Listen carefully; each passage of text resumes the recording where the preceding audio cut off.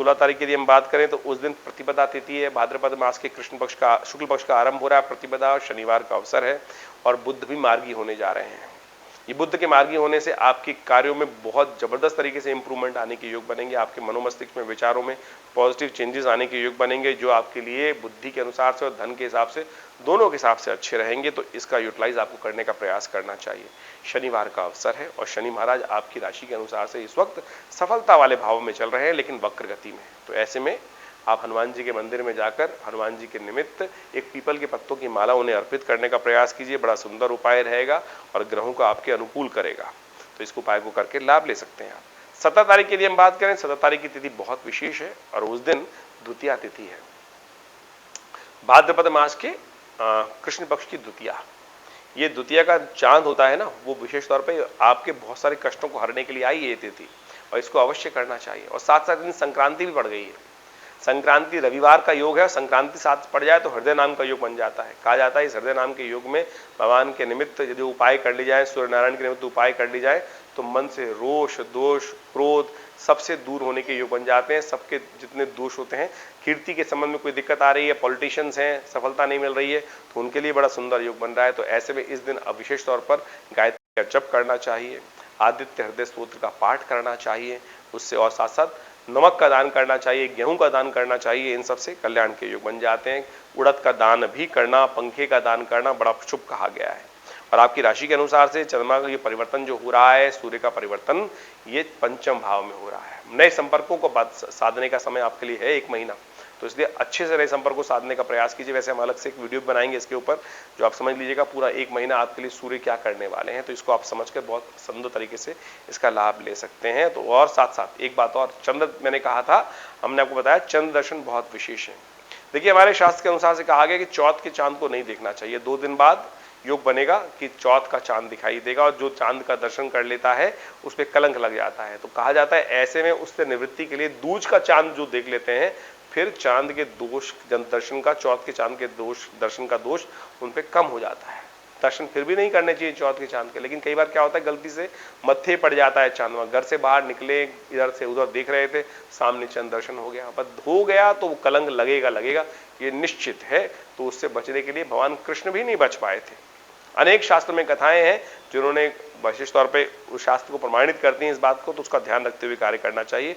तो आज के दिन शाम को चांद अवश्य देखिएगा, दूज का चांद, और फिर अपने माता पिता गुरुजन का आशीर्वाद लेकर गौ पूजन कर आगे का कार्य आरंभ कीजिएगा। ये बड़ा सुंदर रहेगा आपके लिए।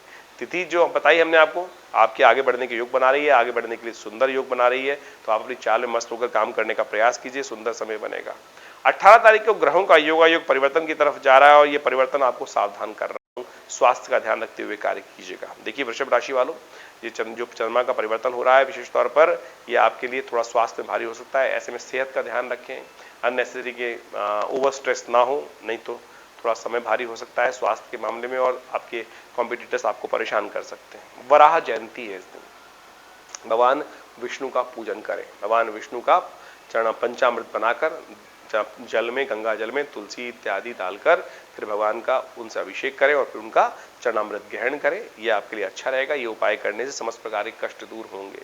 वो चरणामृत ग्रहण करने से क्या होता है उसका उपाय हम आपको बता देते हैं। कहा गया है अकाल मृत्यु हरणम सर्वव्याधि विनाशनम विष्णु पादोत्कम पित्वा पुनर्जन्म न विद्यते। तो आप इस बात का ध्यान रखते हुए कार्य करें। बड़ी सुंदर तिथि है और भगवान विष्णु का वराह जयंती के दिन जो पूजन करके उनका चरणामृत ग्रहण करते हैं, जैसे भगवान ने पृथ्वी का उद्धार किया था। हिरण्याक्ष जब पृथ्वी को जल में डुबोकर सिरहाना बना के लेट गया था और पृथ्वी बड़ी त्रास में थी, तब ऐसे में भगवान ने अवतरित होकर वराह रूप धारण करके पृथ्वी की समस्त त्रास हरे थे। तो ऐसे में आप उनका पूजन कर उनका चरणामृत ग्रहण कीजिए, कल्याणकारी योग बनेंगे। 19 तारीख की हम बात कर लें तो उस दिन चतुर्थी तिथि है, मंगलवार का अवसर है। बहुत सुंदर तिथि है इस दिन, भाद्रपद मास के शुक्ल पक्ष की चतुर्थी, मंगलवार का अवसर। और ये चतुर्थी जो है बहुत खास है क्योंकि इस दिन गणेश जी का जन्मोत्सव है, गणेश जी का प्रादुर्भाव हुआ। लेकिन योग के अनुसार से एक योग और बन गया, इस दिन मंगलवार भी पड़ गया है तो अंगारक चतुर्थी बन गई, तो मंगल का जन्मदिन भी हो गया। और विशेष तौर पर हनुमान जी का जन्मदिन तो है ही है, मंगल को हनुमान जी का जन्मदिन होता है। तो ऐसे में विशेष तौर पर हनुमान जी पर और साथ साथ भगवान गणेश पर सिंदूर अर्पित करने का प्रयास कीजिए। सिंदूर अर्पित करने से क्या हुआ, समस्त कष्ट दूर होने के अवसर बनेंगे, सुंदर तरीके से आगे बढ़ने के अवसर बनेंगे। इस दिन विशेष तौर पर एक बात का ध्यान रखिएगा, कलंक चतुर्थी में चंद्रमा का दर्शन निषेध है, तो उस दिन विशेष तौर पर जब चंद्रमा थोड़ी देर के लिए निकलेंगे, लेकिन दिखने नहीं चाहिए, देखेंगे तो कलंक लग जाएगा, फिर उसके लिए आपको भगवान विष्णु की, भगवान कृष्ण की कथा सुननी पड़ेगी उससे कलंक से निवृत्ति के लिए। लेकिन ध्यान रखें, चंद्रमा का दर्शन इस दिन ना करें तो अच्छा रहेगा। एक बात का और ध्यान रखें, थोड़ा सा ग्रह भारी चल रहे हैं तो अननेसेसरी के झगड़े में ना फंसे, जुर्माना हो सकता है। रूल्स एंड रेगुलेशन का पालन करते हुए कार्य करें, स्वास्थ्य का ध्यान रखते हुए कार्य करें, इन सब बातों को ध्यान रखते हुए आपको कार्य करना चाहिए। लेकिन एक बात का और ध्यान रखें, कोई नया कार्य आरंभ करने के लिए तिथि अच्छी नहीं है, भद्रा भी विद्यमान है और चतुर्थी भी है, रिक्ता तिथि है। बहुत सारे लोगों को भ्रांति है कि चतुर्थी, गणेश चतुर्थी के दिन तो विघ्नहर्ता भगवान गणेश के आशीर्वाद से कोई भी नए कार्य आरंभ करने से शुभ लाभ भी होता है। देखिए, भगवान विष्णु गणेश जो है विघ्नहर्ता है, लेकिन चतुर्थी रिक्ता तिथि है और साथ साथ भद्रा भी विद्यमान है, तो मुहूर्त नहीं बनता है।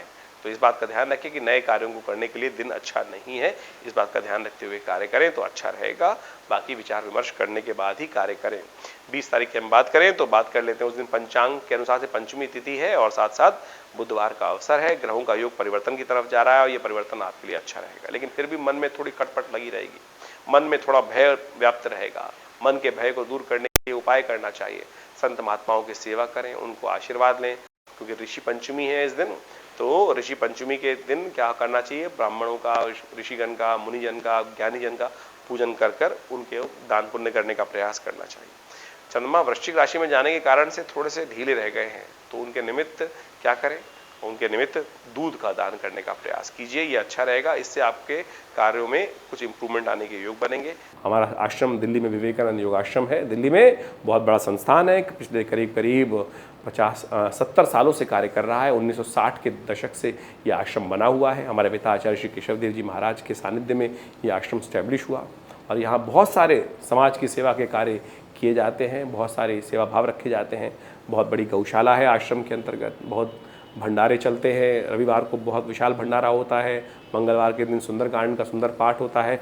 नित्यपति हर रोज़ करीब 8 घंटे यज्ञ रहता है आश्रम पर, आप भी हर रविवार को उस यज्ञ में भाग ले सकते हैं। इसके अलावा माँ भगवती की दिव्य प्रतिमा है जो 1947 में मुल्तान से हमारे आश्रम पे पधारी, वो प्रतिष्ठित हैं, बहुत चमत्कारी 400 साल पुरानी प्रतिमा है, भगवती की चमत्कारी प्रतिमा है और उनका दर्शन कर लेने मात्र से समस्त कष्ट दूर होते हैं। और दिल्ली में ये विवेकानंद हॉस्पिटल योग आश्रम 100 बेड का योग प्राकृतिक चिकित्सा का हॉस्पिटल है जो कार्य क्षेत्र में है। भारत सरकार के साथ मिलकर कार्य करते हैं हम लोग और बहुत सारे शोध कार्य करीब 100 पुस्तक के आश्रम की तरफ से प्रकाशित हैं जो भारतीय पराविद्याओं पर है। तो ये बहुत सारे कार्य हैं, हम समय समय पर करते रहते हैं। आप भी विवेकानंद योग आश्रम से जुड़े, समस्त जानकारी के लिए नीचे फ़ोन नंबर दिए हुए हैं, उनसे संपर्क साध सकते हैं। धन्यवाद, नमस्कार।